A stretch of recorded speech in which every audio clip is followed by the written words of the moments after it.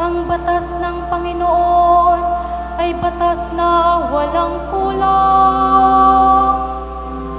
Ito'y utos na ang dulot sa tao ay bagong buhay.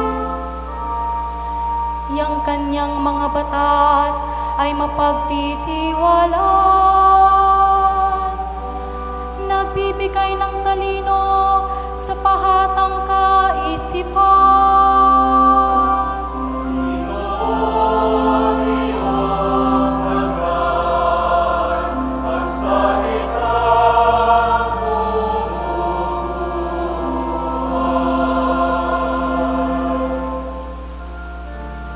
Ang tuntuning ibinigay ng poon ay wastong utos. Liligayang sinuman kapag ito ang sinunod. Ito'y wagas at matuwid pagkat mula ito sa Diyos. Pangunawa ng isipan yung bungang idudulot.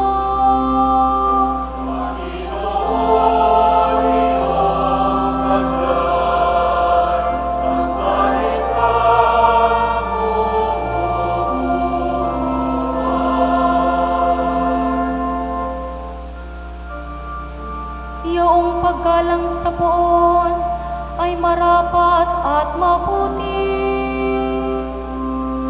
Isang banal na tungkulin na iral na parating. Pati mga hatol niya'y matuwid na kahatulan. Kapag siya ang humatol, ang pasya ay pantay-pantay.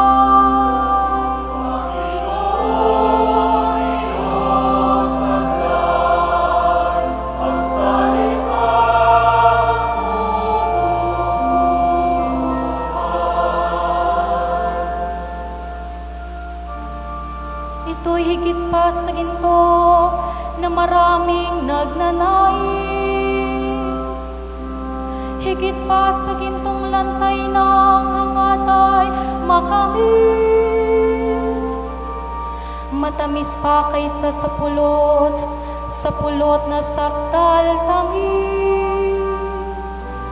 Kahit anong pulot ito na dalisay at malinis.